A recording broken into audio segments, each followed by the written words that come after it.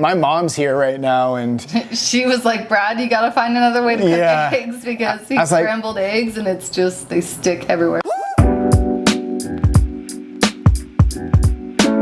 What's your favorite kind of frying pan? Mine is anyone that's in my wife's hands frying me up some gains. I like it. Hurry up with them gains, woman. Oh! Whoa. Snap. Feisty. Probably not going to be my favorite after she hits me over the head with it.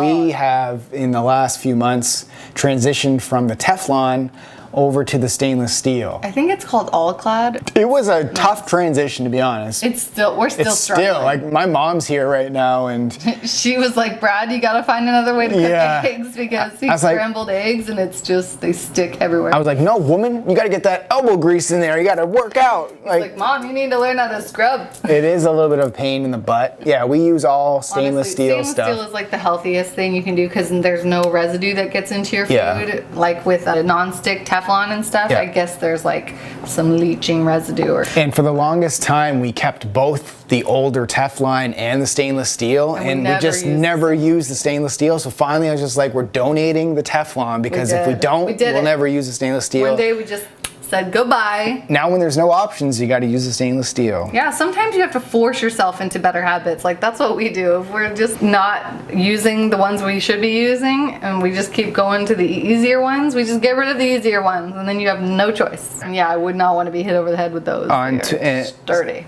You can now get access to all our workout programs, recipes, and meal plans inside our workout app. Try it for free today. Link in the description. Now let's get back to the episode. They tell me that I'm never gonna make it. They want me to do something that could make sense. They hate when I keep dreaming.